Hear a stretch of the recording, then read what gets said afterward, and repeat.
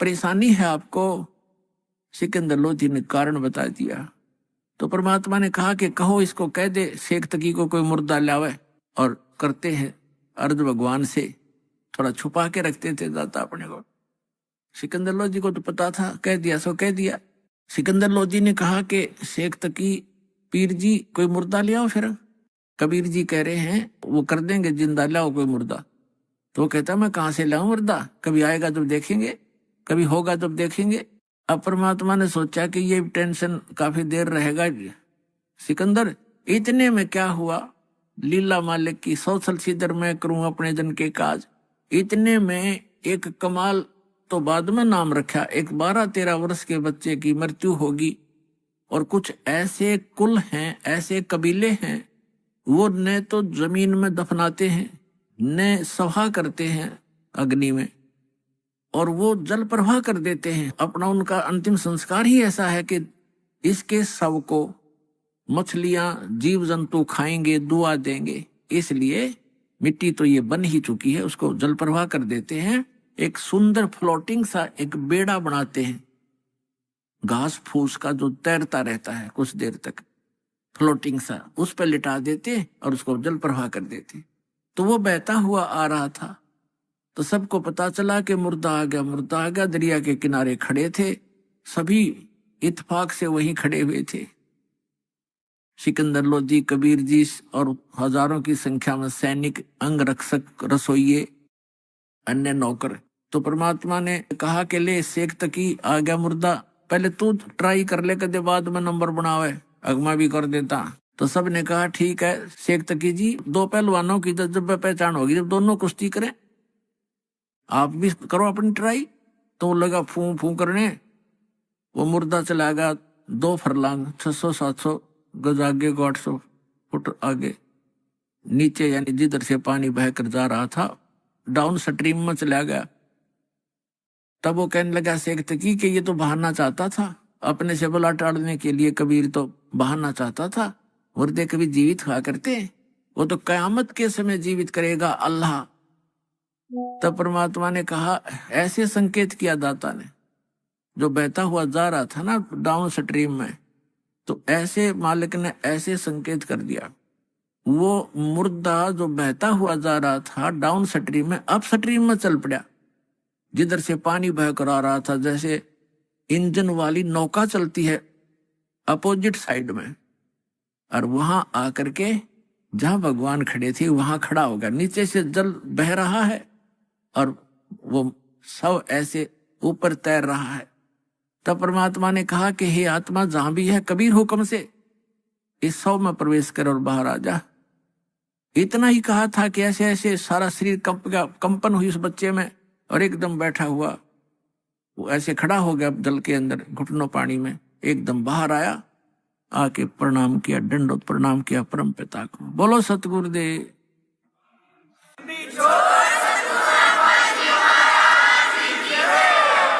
सभी ने ये कहा कमाल कर दिया, कमाल कर दिया। परमात्मा ने उस बच्चे का नाम कमाल रख दिया और उसको अपने बच्चे के रूप में रखा। अब बच्चे को पता नहीं कौन माता थे कौन पिता थे, दाता ने वो बच्चा अपने पास रखा, उसको भक्ति दी। अब क्या है कि कुछ दिनों के बाद परमात्मा के संग रहने से उस कमाल के अंदर अभिमान आ गया। राज तजना सहज है, सहज तरिया का ने, मान बढ़ाई ईर्षा ये दुर्लभ तजना ये। अब क्या है कि परमात्मा लीला करते हैं, वो कुछ एज्ड हो गए लीला में शरीर में, और वो कमाल नाम का बालक 17-18 साल का हो गया, युवा। भक्ति मिल गई, ज्ञान रोज सुनाई करता, अपने मुंह बोले भगवान और पिता के साथ। वो तो सबका पिता है कबीर साहब, ऐसे तो सबका ही पिता है, सबका जनक है, सबका पालक है।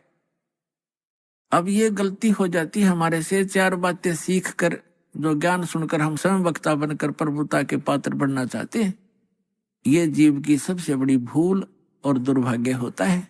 तो परमात्मा ने देखा ये संगत भी ज्ञान के अभाव से, किसी को से थोड़े से ज्ञान के वचन सुन लिए दास से प्राप्त, और वो ठीक सा बोलने लग गया, और सब उसी की तरफ देखने लग जाते हैं, वाह वाह बहुत अच्छा बोलता है, खाक बोलता है बता। और फिर वही बात बिगड़ जाती है कि गुरु को तजय बजय सो आना ता पशुआ को फोकट गया ना। गुरु को छोड़कर अन्य पर आसक्त होते हैं तो वो भी एक फोकट ज्ञान है उन लोगों का। जैसे हम भगवान को छोड़कर इस काल पर आसक्त हुए थे, आज ये दुख भोग रहे हैं। तो इस प्रकार हमने अपने पतिव्रता पद से भी नहीं गिरना है। ज्ञान भगवान का है, बोलने वाला किसी तरह बोल रहा है वो उसका ज्ञान नहीं है, तो उससे आकर्षित नहीं होना चाहिए हमने, नहीं तो फिर हम पतिव्रता पद से गिर जाते हैं, नाम रहित हो जाते। तो कितना ही कोई वक्ता बना फिर जाओ, वो कर्महीन इंसान है, तो फिर उसमें महिमा की भूख बन जाती है। यही रोग लग गया कमाल के। बहुत से जो संगत वाले थे वो कहने लगे, वाह भाई कमाल, आप तो गुरुजी से भी बढ़िया सत्संग सुनाते हो, कबीर साहब से। वो फूल गया, हवा तो किस समय भर दो या तुरंत भर जाती है। अब उसमें यह अभिमान हो गया और फिर नो कहने लगे, भी बड़ा सेवा करता है गुरुजी की, तेरे जैसी सेवा कोई नहीं कर सकता। एक दूसरी बीमारी यह होगी, तो परमात्मा तो अंतर्यामी थे, उसको पता था कि ये मरेगा, मूर्ख जहर खाने लग गया। अब संकेतों में समझा करते थे भगवान कि भाई अभिमान चाहे तो धन का हो जा, कोई दान गढ़ा करता है, दान का अभिमान हो गया, मैंने इतने पाठ करा दिए, मैंने ये बनवा दिया, फलान कर दिया।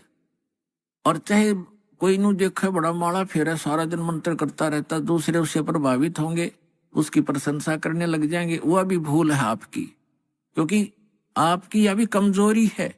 अब जैसे कोई एक लड्डू खा रहा है और दूसरा आदमी कह रहा, देख 4 लड्डू खा गया, वाह भाई वाह बड़े लड्डू खा गए। अब उसके लड्डू खाने का आपको क्या मिला? आप भी प्रबंध करो 4 लड्डुओं का, जब तक बराबर हो, उसकी खाक प्रशंसा करे, वो भक्ति करे, तुम उसकी प्रशंसा करे, आप भी करो फिर तो ऐसे हम मार खाते। ये कमजोरियां हैं जो दास आपको बता रहा है, जो आपके भक्ति की गाड़ी में पंचर कर देंगी। इनसे बचना, इन कमजोरियों से बचना ही बचना है।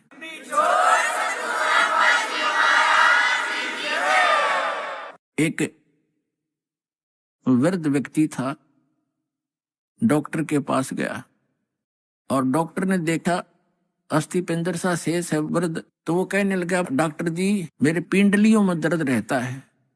डॉक्टर बोला, जी कमजोरी के कारण है बाबा। तो कहने लगा, जी मेरी ऐसे सांथलों में भी दर्द रहता है, सांथलों में। डॉक्टर बोला, भाई कमजोरी है, कमजोरी वीकनेस। वृद्ध कहने लगा, जी मेरे सिर में भी दर्द हो जाता है। डॉक्टर कहने लगा, कमजोरी है। फिर उसने कहा वृद्ध ने कि मैं खड़ा होता हूं चक्कर आता है। तो डॉक्टर बोला, बाबा कमजोरी है।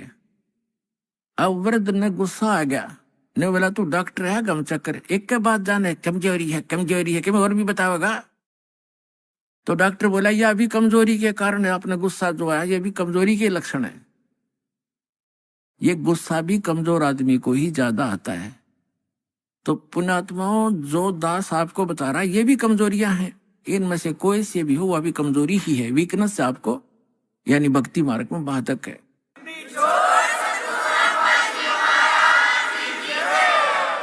परमात्मा कहते हैं, जैसे माता गर्भ को रखे यत्न बनाए, हेस लगे तो छन्न होवे, तेरी ऐसे भक्ति नसावे।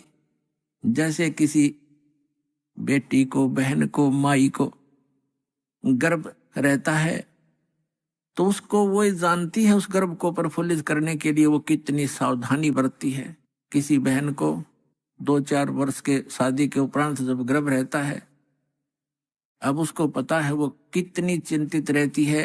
करवट लेते समय रात को भी ये चिंतित एकदम फड़क के उठती है, कहीं मेरे बच्चे पर दाब ना आ गई हो, मेरा गर्भ खराब ना हो जा। ऊंचे नीचे पर पैर रखते समय भी बहुत ध्यान से चलती है, खाने पीने की भी वो बहुत सावधानी बरतती है कि कहीं मेरा ये गर्भ रूपी लाल नाश ना हो जाए। तो परमात्मा कहते हैं, जिस दिन आपने परमात्मा की असत भक्ति मिल गई तो आत्मा के अंदर आपका भक्ति रूपी वो गर्भ सटाट हो गया उस दिन से। अब यहाँ बताते हैं कि जैसे माता गर्भ को रखे यत्न बनाए और ठेस लगे तो क्षीण होवे, ऐसे भक्ति नसावे।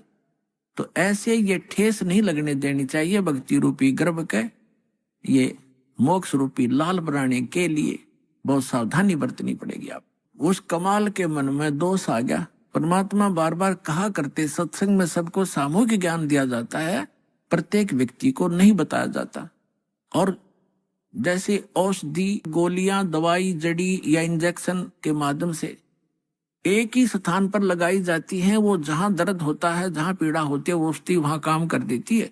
तो सत्संग के माध्यम से सामूहिक इंजेक्शन लगाए जाते हैं ये वचनों के, और जिसमें जो वीकनेस जहां की है उसी के वो औषधि काम कर जाती है। बुद्धिमान उसको समझ जाते हैं, आगे सुचारू हो जाते हैं और वो अपनी कमजोरी को ठीक कर लेते।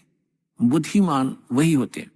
इतना कुछ कई बार कहा परमात्मा ने कि जो दान ज्यादा करता है, यदि उसके मन में अभिमान आ गया, करा कराया नाश हो गया। कबीर साहब कहते हैं, तन मन धन दिया तो भला किया, सिर का दासी भार, और जब न्यू कहा कि मन ने दे दिया तो बहुत सहेगा मार। वो तो दिया हुआ तक गया, नाश हो गया, रोड ब्रांड में दुर्गति और हो जाएगी तेरी। तो किसी भी प्रकार का सेवा का अभिमान हो जाए, अभिमान तो अभिमान ही है, वो तो नाश ही करता है, भगवान से दूर करता है। लेकिन कमाल की बुद्धि भ्रष्ट हो चुकी थी, परमात्मा के साथ रहकर भी वो अपने ही चलाता था। पुण्यात्माओं, जैसे मन में बहुत सी बातें आती हैं।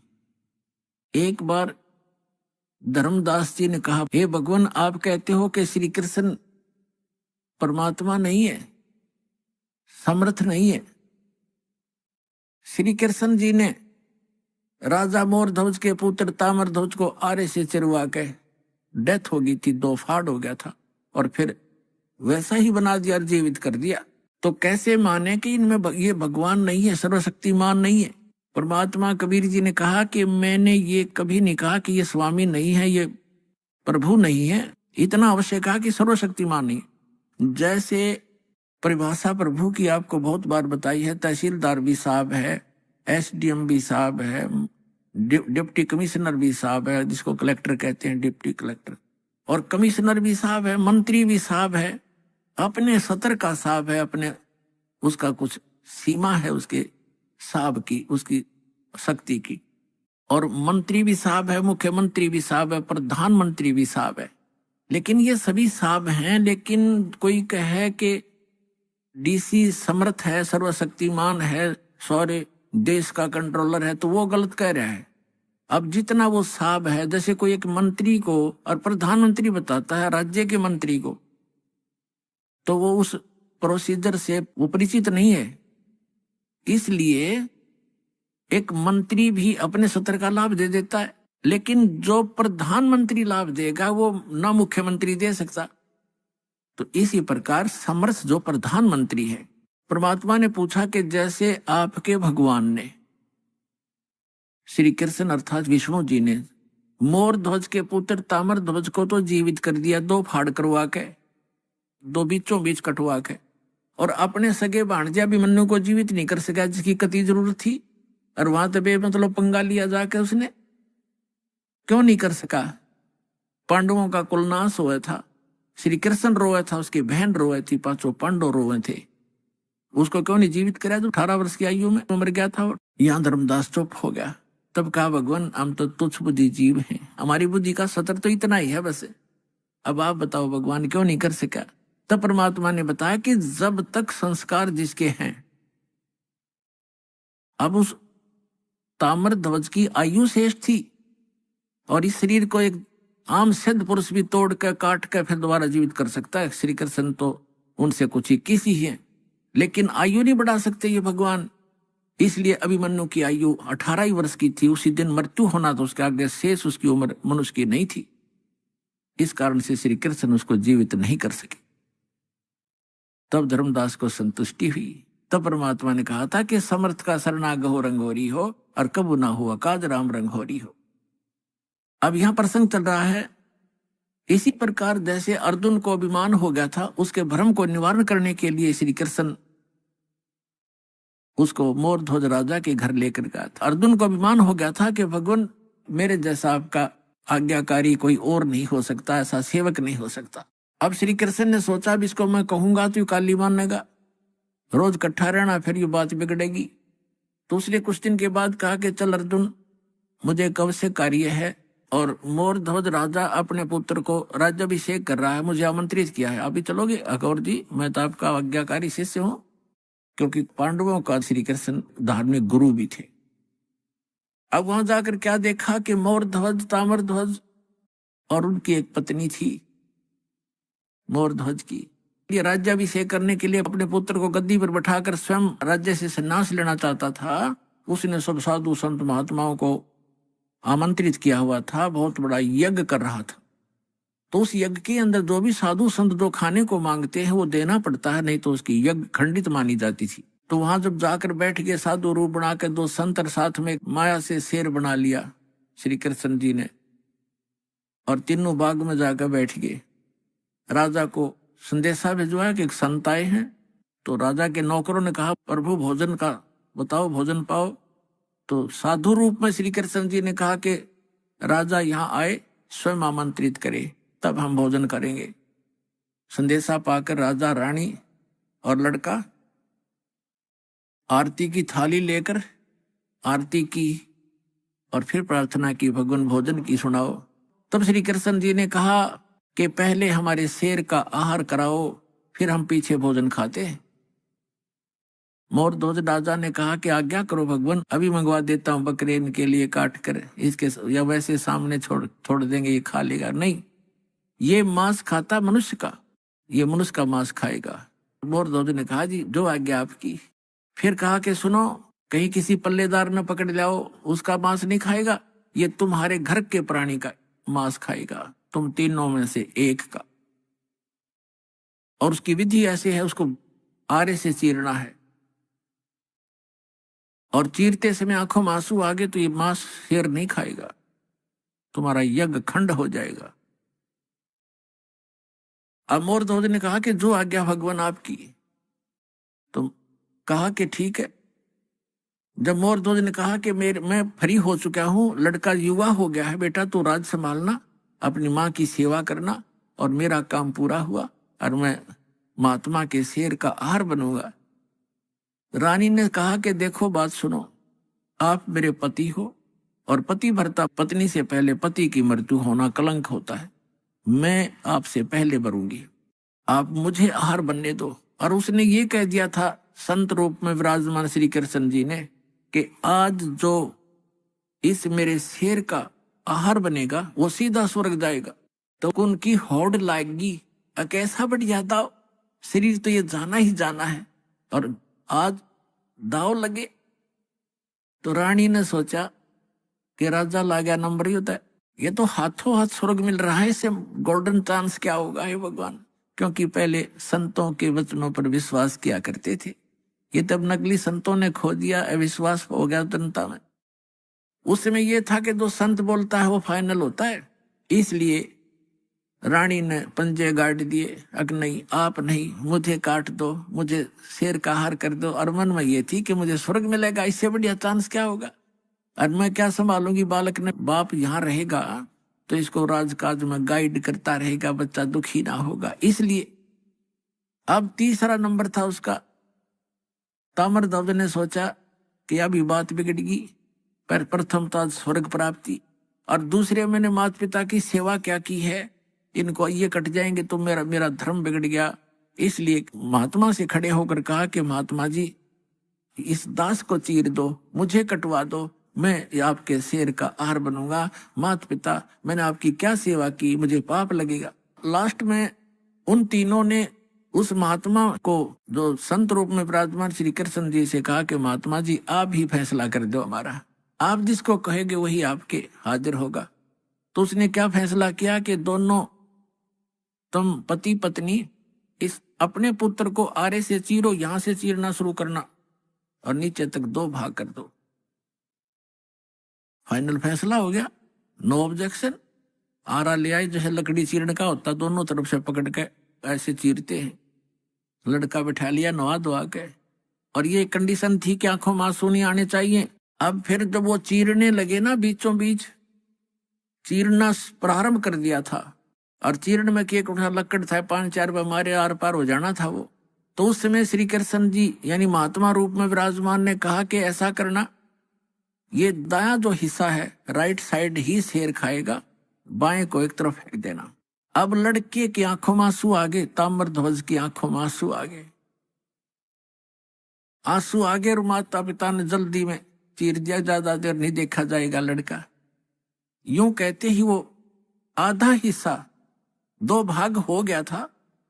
तो फिर श्री कृष्ण ने कहा कि भाई ये हमारा काम नहीं, इसकी आंखों में आंसू आ गया, इसका मोह ममता रहेगी कोई, ये रो रहा है लड़का।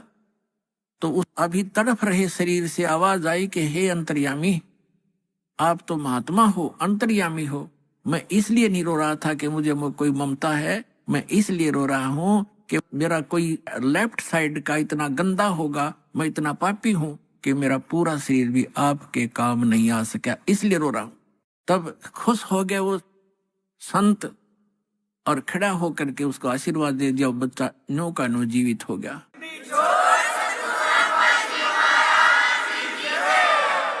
अब जब उसने जीवित कर दिया और कहा भाई मैं तो तुम्हारी परीक्षा लूं था बेटा, तुम सफल हो गए सारे, तो श्री कृष्ण ने कहा और कहा कि मांग ले मोर ध्वज, क्या मांगना चाहता है, तुझे स्वर्ग में भेज दूंगा और बहुत समय तक तेरा स्वर्ग का राज लिख दूंगा, इंद्र की पदवी दे दूंगा। तब उस ज्ञानी मोर ध्वज ने क्या मांगा कि मुझे भक्ति दे दो भगवान, इस राज ने के चाटूंगा, तो काल छोड़ना पड़ेगा, वहां का भी छोड़ना पड़ेगा। तो जिस स्तर की भक्ति श्री कृष्ण दे सकता था वह मोर ध्वज को दे दी और लड़के को भी जीवित कर दिया। लेकिन जन्म मरण ना श्री कृष्ण का समाप्त, ना मोर ध्वज और ताम्र ध्वज का, ना उसकी पत्नी का समाप्त हो सकता। अब कहने का भाव ये है कि अर्जुन ये देखकर इकट्ठा हो गया ना, सुकड़ गया।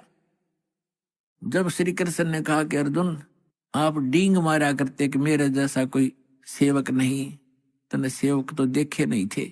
जब अर्जुन ने कान पकड़ लिया, जी मैं तो घना निकम्मा आदमी था, मैं ये सोच बैठा था आज मेरी कति फड़क निकल गई, महापुरुष तो ऐसे होते हैं, मैं तो इनके चरणों की धूल भी नहीं हूं। अपनात्माओं, हमने श्री कृष्ण जी को परमात्मा इसलिए मान लिया था कि उन्होंने मोर ध्वज के पुत्र ताम्र ध्वज को आरे से चरवा कर जीवित कर दिया, बस।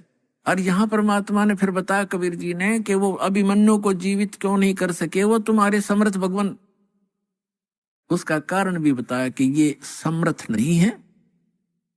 और ऐसी ऐसी तो बहुत से संत भी सिद्धियां रखते हैं जो मुर्दे को जीवित कर सकते हैं, लेकिन उनकी आयु नहीं बढ़ा सकते, किसी सूरत में नहीं बढ़ा सकते। आयु की वृद्धि केवल परमात्मा पूर्ण ब्रह्म कर सकते हैं। मासा घटे ना तिल बधे, विदना लिखे जो लेख, और सच्चा सतगुरु मेट कर ऊपर मार दे मेघ। अब अर्जुन की फड़क निकालने के लिए उन्होंने ये लीला की, उधर से अपने भक्तों की परीक्षा भी करनी थी। इसी प्रकार इसकी समांतर एक उदाहरण है सम्मन सेव और नेकी का। कमाल के मन में यह अभिमान घर कर गया था कि मेरे जैसा सेवा करने वाला और मेरे जैसा वफादार सेवक इस संगत में नहीं है। और बहुत बार परमात्मा के सामने भी उसने ये मुंह खोल दिया था। तब परमेश्वर कबीर जी ने कहा कि भाई मैं भ्रमण के लिए निकलता हूं, मेरे साथ चलेगा कोई? तो कमाल ने कहा जी मैं तो आपके साथ चलूंगा, मेरे बगैर सेवा आपकी करेगा कौन? परमात्मा बोले चल। बाजिद नाम के एक राजा थे, वो घर त्याग कर चले गए थे, फिर उनको जंगल में भगवान मिले थे, उनको फिर अपने साथ रखा था, वो भी सेवक हो गए थे ज्ञान समझ के। तो वो दोनों जने बाजिद और कमाल और परमात्मा तीनों जने चल पड़े। उधर से सम्मन और नेकी उसकी पत्नी और सेवुन का पुत्र। नेकी और सम्मन जो है दोनों चूड़ी पहनाने का काम किया करते, मनियार का। और ये स्वभाव बन जाता है भक्त अपने का, खासकर कबीर परमात्मा के बच्चे का नाम लेने के बाद वो ये सोचता है तेरा कल्याण तो निश्चित, और इस सामने वाले ने भी समझा दो किसी तरह। तो कोई जैसे कोई मजदूर जाता है किसी सेठ के काम करता है, उसको भी कोशिश करता है इसको ज्ञान बता दूं, लेकिन वो सातवें आसमान पर होता है, उसने एक मजदूर की बात कैसे सुनावे ना सुनो, लेकिन कोशिश रहती है कि इसकी किसी प्रकार बुद्धि सेट हो जाए, इसका जीवन नाश हो रहा है। हमारे भक्त की ये चेष्टा रहती है। तो वो सम्मन और उसकी पत्नी जहां भी चूड़ी पहनाने जाते थे बहनों को, तो परमात्मा की चर्चा शुरू कर देते थे। हमारे वो गुरु जी ऐसे हैं, सिकंदर लोधी को जलन का रोग हो गया था, वो ठीक कर दिया। स्वामी रामानंद जी का कत्ल कर दिया था सिकंदर लोधी राजा, दिल्ली के बादशाह ने, हमारे गुरु जी ने जीवित कर दिया उन्हीं के सामने। एक कमाल नाम का लड़का था, बहता हुआ आ रहा था, हमारे गुरुजी ने वो जीवित कर दिया। हमारे गुरुजी बड़े सक्षम हैं, नाम लेने से मोक्ष हो जाता है, सदा दुख मिट जाते हैं, यहाँ भी सुख मिलते हैं। अपने आत्मा, वो गरीब व्यक्ति चूड़ी बेच के गुजारा करें और मुश्किल से उनका निर्वाह चल रहा था, और वो समझाओ उन सेठों की, धनी व्यक्तियों की पत्नियों को, लड़कियों को, तो उनका कैसे बात गले उतरे, बल्कि उल्टा वो चिढ़न लाएगी। कहते हैं तुलसी पिछले पाप से हरि चर्चा ना भावे, और जैसे जबर के बेगते भूख पैदा हो जावे। किसी का मलेरिया बुखार हो गया हो, उसको किसमस भी कड़वी लगे, सेब भी कड़वे लगे, रोटी भी कड़वी लगती है, वो रोटी सेब कड़वे नहीं है, उस बुखार ने उसके शरीर की, रोगी के शरीर की व्यवस्था बिगाड़ दी, जिसको मीठी वस्तु भी कड़वी लग रही है। इसी प्रकार पापग्रस्त प्राणी को परमात्मा की चर्चा सुहाया नहीं करती, भाया नहीं करती, अच्छी नहीं लगती, वो दुख मानता है। अब वो कहा करती थी कि तुम्हें तो खाने को दाने नहीं, और तुम बताओ हम तुम्हारे गुरुजी इतने सक्षम है, फलान है, चुप रहो, अपना काम करो। अब इस बात पर वो भी कई बार अपने आप में दुखी हो जाते थे कि सचमुच ये कह तो ये रहे हैं कि हमारे पास तो चवन्नी नहीं, समय का पर आहार नहीं मिलता कई बार तो, लेकिन हमारे गुरुजी में कमी कती नहीं। ये दिल वो डांट ही लेते थे, ज्ञान ऐसा हो चुका था। तो पुण्यात्माओं, ये कथाएं हैं, ये आपके लिए गाइडलाइन है। आप जी विचलित ना होना, कुछ भी हो आने दो समय। परमात्मा कहते हैं कल्पे कारण कौन है, कर सेवा नी काम, और मन इच्छा फल दूंगा जो पड़े मेरे ते काम है। अब लोगों के नहीं सुनना, आपका फर्ज है किसी को समझाने का चेष्टा करते रहो, बताते रहो। एक भक्त कह रहा था कि मेरे ऐसे ऐसे घटना घट गई और ऐसी पशु मर गया एक, और मैं औरों को समझाता हूं तो मुझे कहते हैं बता तेरा क्या लाभ हुआ, हमें तो शिक्षा दे रहा है। तो पुण्यात्मा, अध्यात्म ज्ञान धीरे धीरे समझ में आओगे आपके। संसार तो एक आम दंत कथाओं पर आधारित है, और जिन पूजाओं को वो करते हैं उनके बालक तक मर जाते, तब वो कभी चिंतित नहीं होते कि हम ये भक्ति क्यों कर रहे हैं, छोड़ क्यों नहीं देते। इसका कारण ये है, जैसे रोगी दुर्घटनाग्रस्त हो गया और डॉक्टर के पास गया, डॉक्टर क्या करेगा, उसका ब्लड निकल रहा है तो सबसे पहले वो ब्लड रोकेगा। अगर ब्लड सारा निकल गया तो मृत्यु को प्राप्त हो जाएगा। अगर टांग टूट रही है, पीड़ा हो रही है, उसको नहीं छेड़ेगा, पहले सबसे पहले वो ब्लड रोकेगा उसका, ताकि ये रुक जाए और ये इसका जीवन रक्षा हो। वो कह रहा है रोगी खाए मर गया, टांग बहुत पीड़ा कर रही है, वो करती रहे, वो उसकी परवाह नहीं करेगा, पहले उसका जीवन रक्षा करेगा, वो ऑपरेशन करेगा जहां से ब्लड निकल रहा है। अब रोगी रो रहा है कि मेरी टांग टूटी फड़ी है, मुझे बहुत दुख हो रहा, तो कोई बात नहीं, क्या उस डॉक्टर से वो छिपा थोड़ा ही है, उसका नंबर आएगा तब उसको ठीक करेगा। तो इसी प्रकार आपने नाम ले लिया और आपका कोई भयंकर दुख आना था जिससे आपकी जीवन जाना था, तो आपके उस नाम की भक्ति से और आपके किए हुए दान पुण्य से पहले परमात्मा आपकी जीवन रक्षा करेगा, एक्सटेंड करेगा। थोड़ा बहुत घर में हानि हो भी गई उसको फिर पूरा कर देगा, क्या देर लगे। तो इस प्रकार आप जी ने परमात्मा के इस अध्यात्म ज्ञान को समझकर इस सफर पर तब चल सकोगे। समाज तो अपने सतर का ज्ञान रखता ही है, उसको उतना ही ज्ञान है, आप चिंतित मत होना, लगे रहना। तो इसी आधार से वो सुनते भी रहते थे, फिर परमात्मा के ज्ञान से दृढ़ रहते थे। फिर भी कहीं ना कहीं जो एक बार नहीं 2 बार सुनाने से चिढ़ जाता था, उसको छोड़कर अन्यों को वो सुनाते थे, अपना काम जारी रखा। एक दिन अपने आंगन में बैठकर, गर्मियों का मौसम था, शाम के समय अपना बैठे थे तीनों, पिता पुत्र पत्नी उसकी, और वो लड़का जब बच्चों में जाता था वो भी यही चर्चा करता था कि हमारे गुरुजी के सिकंदर लोधी दिल्ली के बाद सब शिष्य हो गए, वीर सिंह बघेल काशी नरेश हमारे गुरुजी का शिष्य है, बिजली खां पठान मगर नरेश हमारे गुरुजी का शिष्य है, ऐसे ऐसे सुख देते हैं, ऐसे ऐसे सुख देते हैं। बच्चे भी बताया करते हैं अन्य बच्चों में बैठकर हमारे बच्चे, तो वो बच्चे उसको चढ़ाते थे सेव को कि तुम्हारे गुरुजी तो लालची हैं, वो तो राजाओं के घर जाते हैं, और तुम्हारे घर ना आए कभी भी क्योंकि तुम गरीब हो, तुम्हारे घर क्यों आएंगे। तो वो बच्चा इस बात से दुखी हो जाता था। अपनी माँ से एक दिन कह रहा था, दोनों पिता पुत्र वहीं बैठे थे, उनकी माँ भी बैठी थी बच्चे की, तो लड़का कहने लगा, पिताजी गुरुजी कभी अपने घर भी आएंगे? तब नेकी ने कहा, बेटा अपने घर तो वो रहते ही हैं, हम भगवान से जुड़ गए हैं तो हमारे साथ है परमात्मा, हमें दिखाई नहीं देते। ये तो ठीक है माता जी, लेकिन एक बार गुरुजी अपने घर आ जाए ना, बस फिर तो जो मेरे को ऐसे ऐसे गली के बच्चे कहते हैं उनका मुंह बंद हो जाए, फिर मैं बता दूं हमारे गुरुजी लालची नहीं है। तो वो कहने लगे, बेटा भगतों ने संसार की नहीं सुननी चाहिए, अपने गुरुजी के ज्ञान को आधार बनाकर जीना चाहिए। कहने तो उन बच्चे बालक है, उनको पता नहीं है हमारे गुरुजी लालची थोड़े हैं, उनकी दृष्टि में तो सभी एक जैसे हैं। फिर भी बालक है, आंखों में आंसू भर के कहता है, एक बार गुरुजी आ जाए ना, बस फिर तो मैं उनको कह दूंगा, देखा ना हमारे गुरुजी ऐसे नहीं है। परमात्मा कहते हैं कि मेरे भगत की टेंशन मेरे से देखी नहीं जाती। अब उधर से वो चल ही पड़े थे, उधर से वो कह रहे थे, इतने में सामने आके दरवाजा बाहर की तरफ खड़े हो गए गेट पे और आवाज लगाई, रे सम्मन। नेकी कहने लगी, गुरुजी का आवाज नजर आती है। सम्मन कहने लगा, गुरुजी कहाँ आएंगे इतनी दूर, हम उनको उनके पास समय कहाँ है, लाखों से उनके कहाँ कहाँ जाएंगे, आपको वैसे धोखा लगा। इतने में फिर आवाज लगाई, रे सम्मन है घर पे?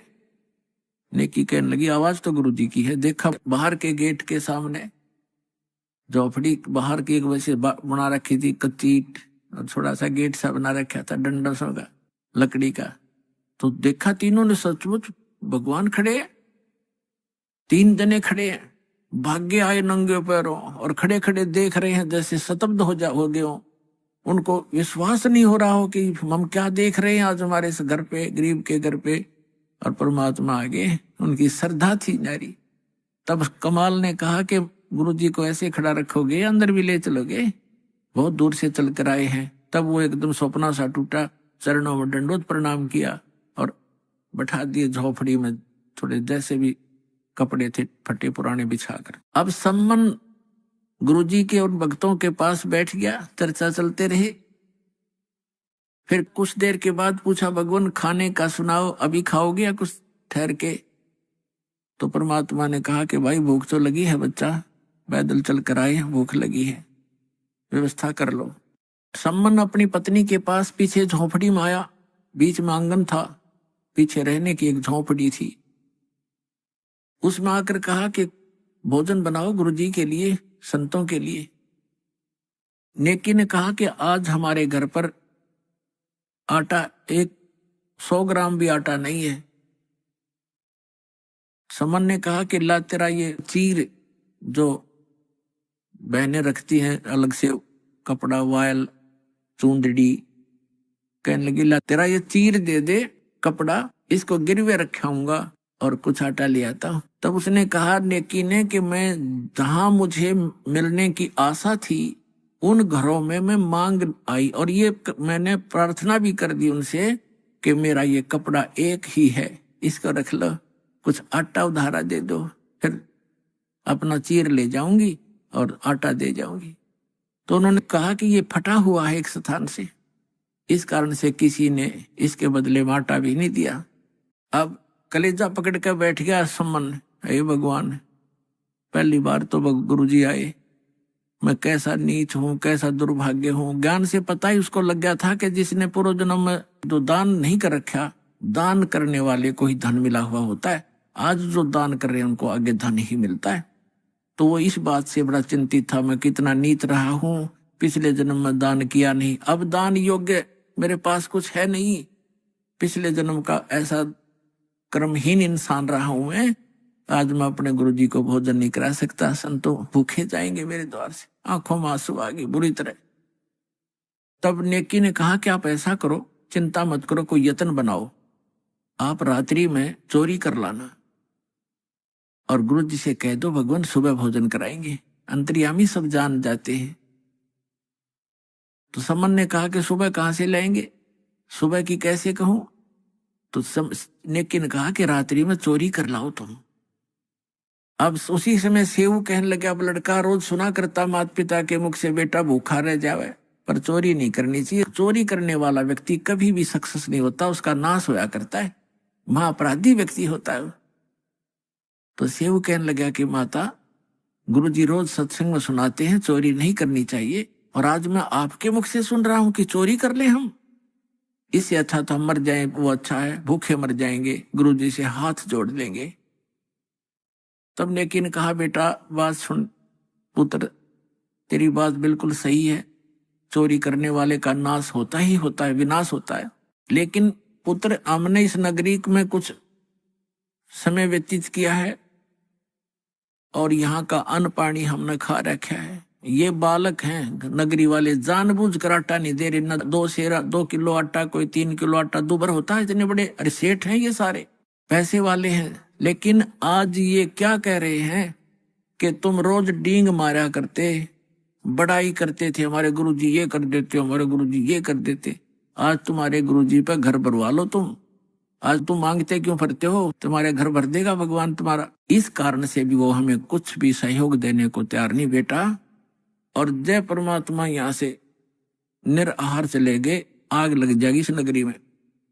अब तू सोच ले, या नगरी बचानी है या नहीं। तब सेव कहने लगा, माँ आप जो कहोगे वही करेंगे। और बेटा 3 शेर लाना चोरी करके, हम नहीं खाएंगे, गुरुजी बच्चों भगवानों को खिला देंगे, तो यह नगरी बसी रह जाएगी। इनमें अभिमान छा गया, पैसे का, धन का इनके अंदर अभिमान है जो इनको नाश कर देगा इनका। तो रात्रि में शाम को कह दिया भगवान सुबह वक्त से भोजन कराएंगे। समझ गए कि बेटा जल पिला दे, एक गिलास पी के गिलास जल बैठ गए भोजन पर। लेटने वाले लेट गए। तो 12:30 बजे से रात्रि के दोनों पिता पुत्र चोरी करने चले गए।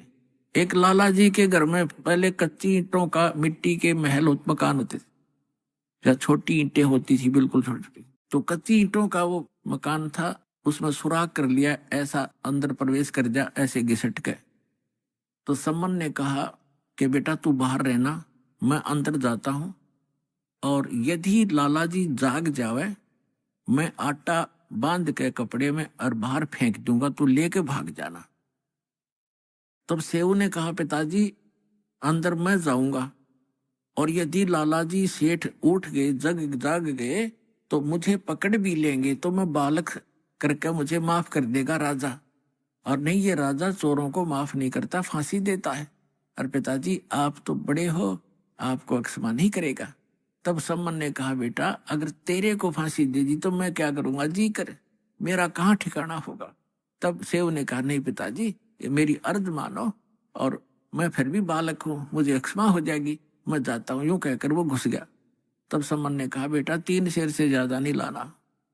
अब जो ही उसने अंदाजा सा आटा निकाला, अपने फटे पुराने कपड़े में बांधा, चलने लगा, तो एक तराजू रखी थी तखड़ी, उस पर पैर रख गया, आवाज होगी जोर से। लाला उठ गए, और चोर चोर करके जो ही सेव निकलने की चेष्टा कर रहा था, उसका पैर पकड़कर घसीट लिया वापस, और उसने आटा बाहर फेंक दिया। पिताजी आप ले जाओ, मुझे बनिए ने पकड़ लिया। अब वो आटा लेकर भाग गया। उधर से लाला जी ने उसको बांध दिया रस्सी से खंबे के अंदर मकान के, और पूछा कौन है, तो किसका है? उसने सच्ची बता दी, मैं ऐसे सम्मन मनियार का लड़का हूँ, सेव मेरा नाम है। और कहा कि लाला जी इतना गुस्सा क्यों हो रहा, 3 शेर आटा लिया हमने, हमारे घर हमारे गुरुजी आए थे, उनको भोजन कराना अनिवार्य था, हमारे घर पर था नहीं, इतनी सी बात, हम चोर नहीं है। अच्छा वो तुम्हारे गुरुजी आए हैं, ठीक है, अब समझ गया मैं, वो चोरी कराने आते हैं, वो इसीलिए आते तुमसे चोरी कराते हैं, और बात बनाते हो बड़ी बड़ी। अब सेव ने सोचा या और बात बिगड़गी, अब गुरुजी को और सदा दिवा होगा ये, राजा से कहकर उधर से आटा लेकर पहुंचा। सम्मन उसकी नेकी ने पूछा कि बेटा कहाँ है, कि वो तो बनिए ने पकड़ लिया। अब नेकी के मन में कैसी प्रेरणा आई कि ये तो बात बिगड़गी, लड़का पहचान में आवेगा, और पुलिस वाले हमारे घर आएंगे, अभी आ लेंगे घंटे भीतर, और गुरुजी को पकड़ेंगे और कहेंगे कि ये कराता है चोरी, ये कराता है, ये कभी चोरी नहीं करते थे, आज ये आया है तो इसने चोरी कराई है, और गुरुजी को दंडित करवाएगा सेठ। तो नेकी ने, जैसे उनकी बुद्धि ने काम किया कि आप जाओ लड़के का सिर काट लो किसी प्रकार, बुला बुलू के, और बाहर सिर निकलवा लेना, और सेठ से कहना कि छोड़ना मत, रस्सा बांधे रख, 2 बात बतलानी है। और लड़के की शीश ने काट लिया, और फिर सेठ उसको घर नहीं रखेगा, वो अपनी जान बचाएगा, 302 के मुकदमे से बचेगा, और वो इसको कहीं और डालेगा, फिर तुम 100 उठा लाना।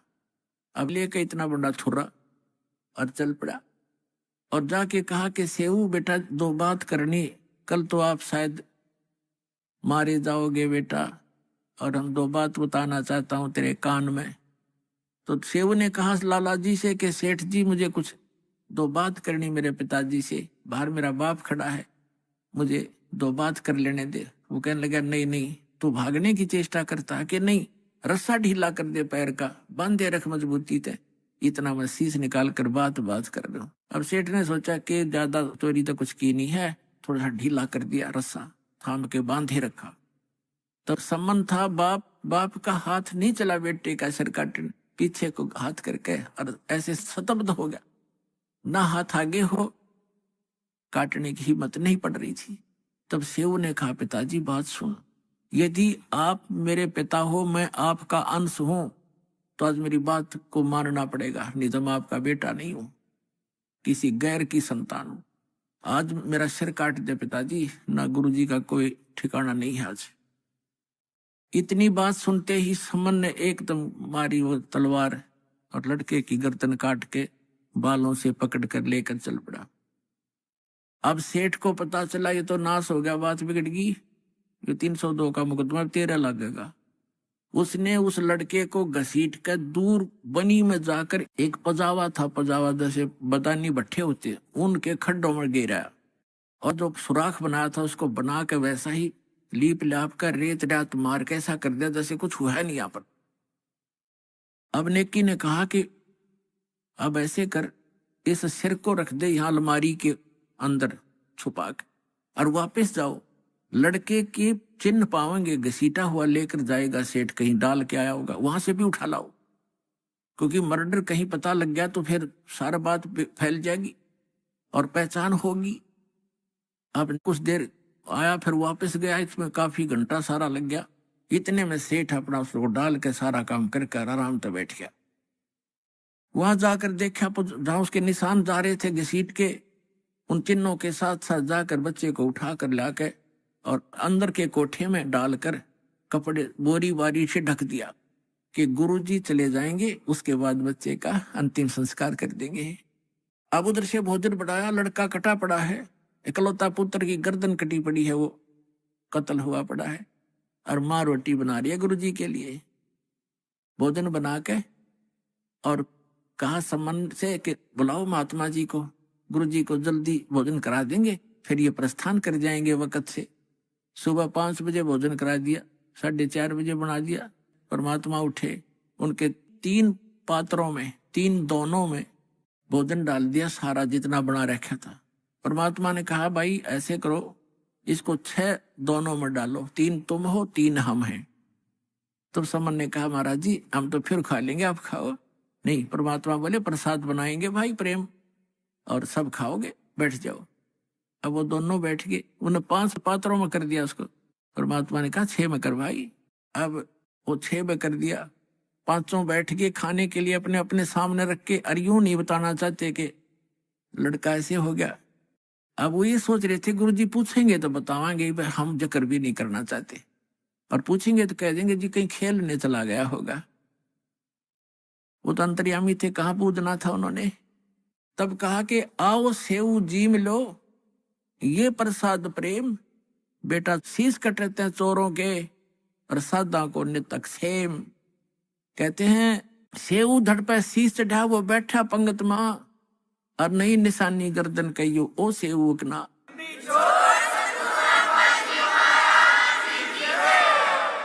अब परमात्मा ने नु कहा था आओ सेऊ जीम लो, ये प्रसाद प्रेम, और सिर कटते हैं चोरों के, बेटा संता के तो अक्षेम, संतों की तो शीश की रक्षा होती है। आ जाओ आप भोजन पाओ। कहते हैं सेऊ धड़ पर शीश चढ़ा, अपने आप शीश उठकर उस धड़ पर लगकर, और सेऊ भाग्या आया और पंगत में बैठ गया खाना खाने के लिए। और माता पिता ने निशान देखा कि निशान भी नहीं गर्दन का कहीं कटे हुआ। अंदर उठकर जाकर देखा वो शव नहीं, वो शीश नहीं, वहां रकत के कुछ धब्बे जरूर पड़े हैं।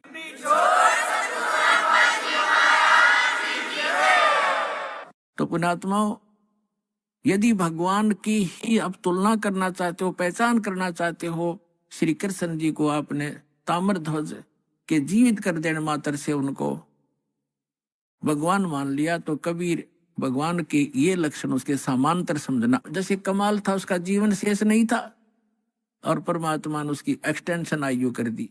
अब उस दिन कमाल के हृदय में धक धक हुई और चरण पकड़ दिए ने बोले भगवान। परमात्मा ने कहा तू कह रहा था ना मेरे जैसा कोई सेवक नहीं, तूने सेवक तो देखे नहीं थे बेटा।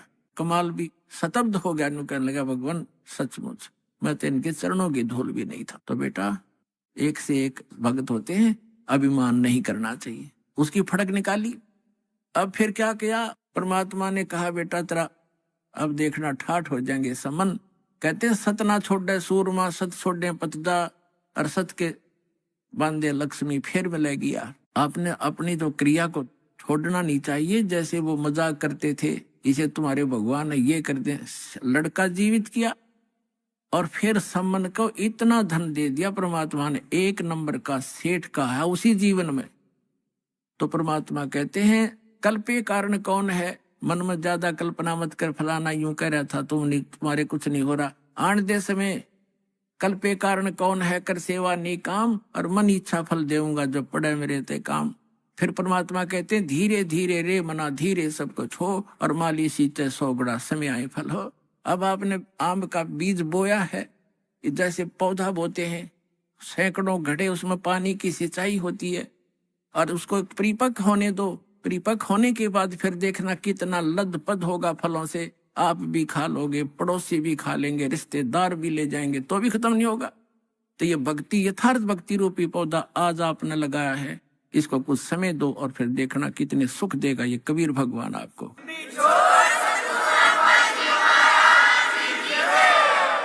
तो पुण्यात्मा इस सत भक्ति के करने से आपको यहाँ भी सहायता मिलेगी और उस स्थान पर चले जाओगे जहाँ कोई दुख नहीं। अपनी भक्ति करो, औरों को समझाओ और बार बार सतलोक आश्रम वाला माओ।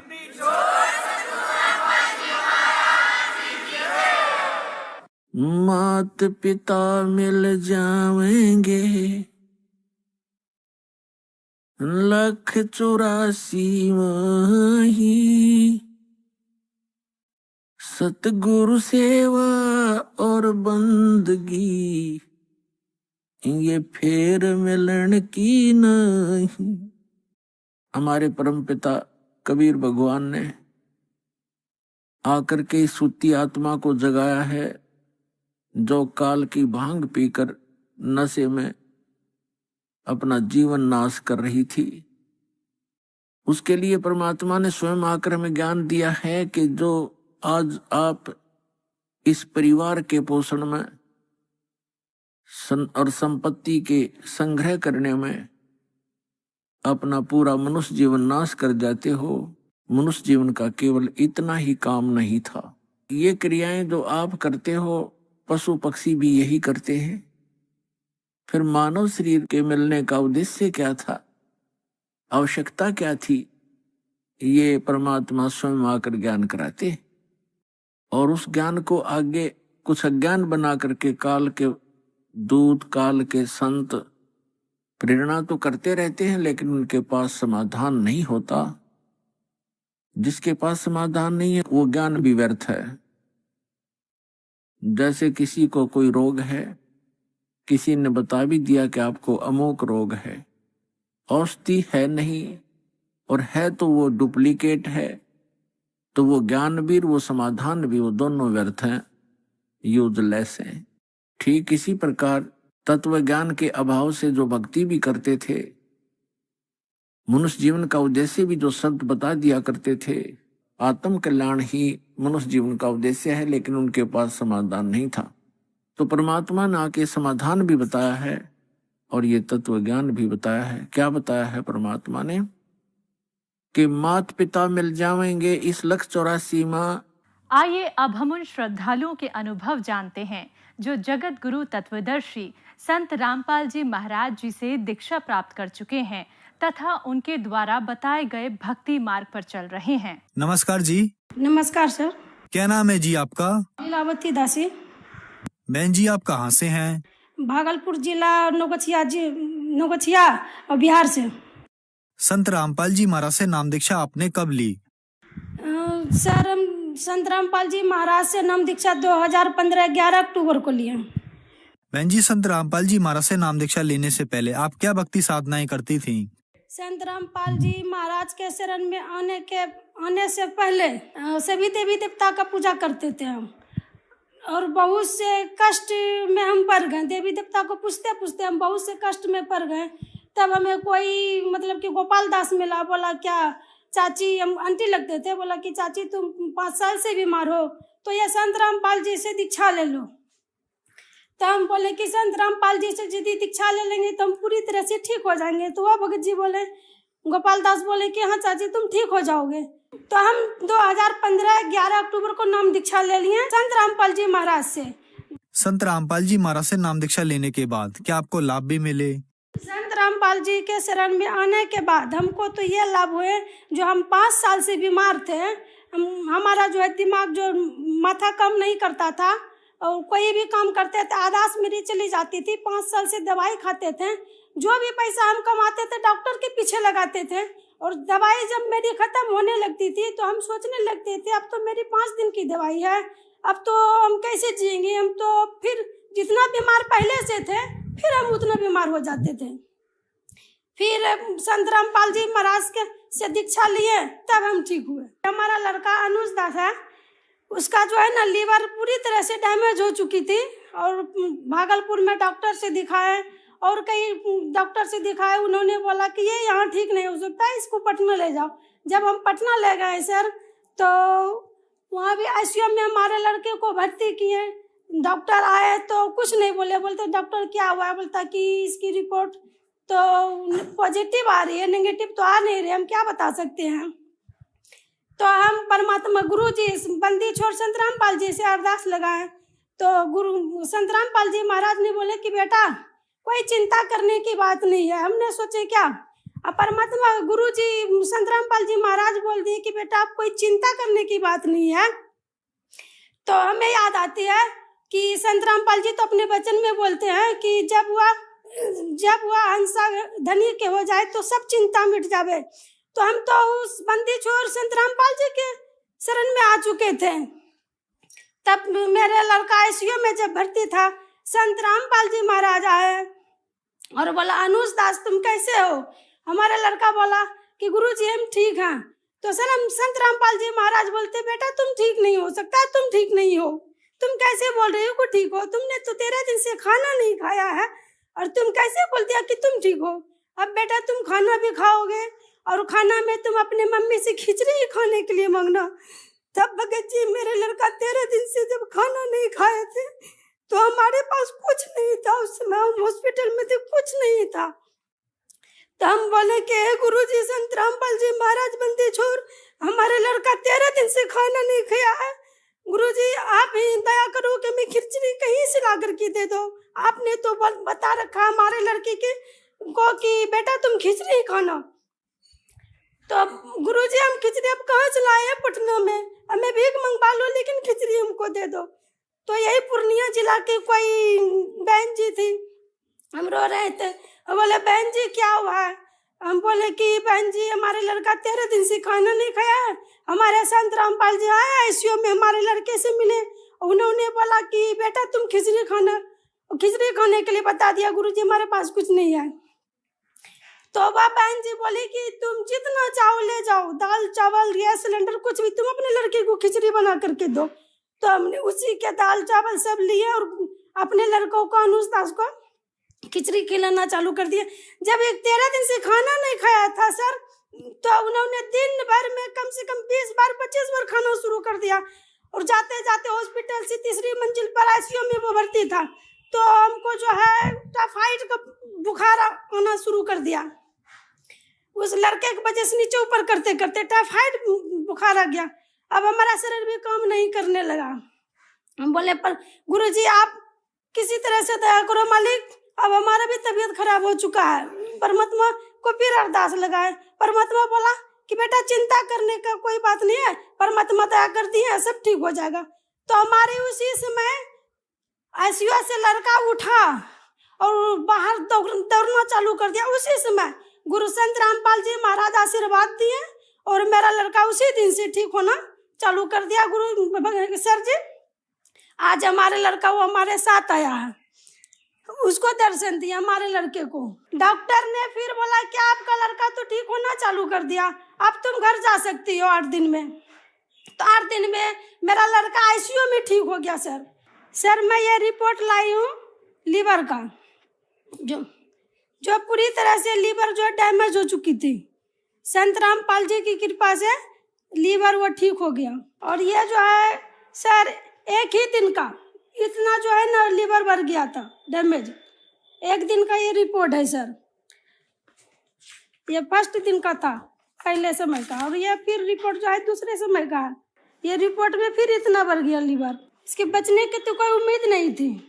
लेकिन संत रामपाल जी की कृपा से हमारा लड़का आज ठीक है और वो हमारे साथ आए हुए हैं और उन्हें आईसीयू में गुरुजी संत रामपाल जी दर्शन दिए।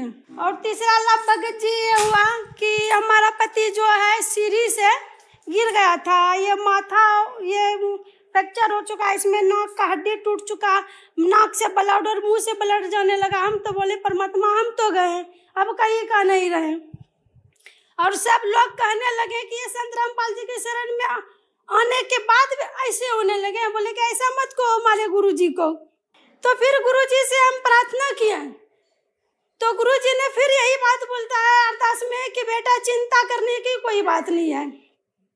तो हमारे भगत जी फिर ठीक हो गए। और फिर 21 मार्च 2020 में फिर नाक से ब्लड चलना चालू कर दिया। 1 किलो 1.5 किलो लगभग ब्लड चल गया नाक से हमारे भगत जी को। फिर बोले परमात्मा हम तो फिर गए, मालिक किसी तरह से दया कर दो, मालिक हमारे पति के ही घर चलता है, भरोसे घर चलता है, मालिक आप किसी सिरे से दया कर दो। फिर संत रामपाल जी से अरदास लगाए तो फिर बोला बेटा कोई चिंता करने की बात नहीं है।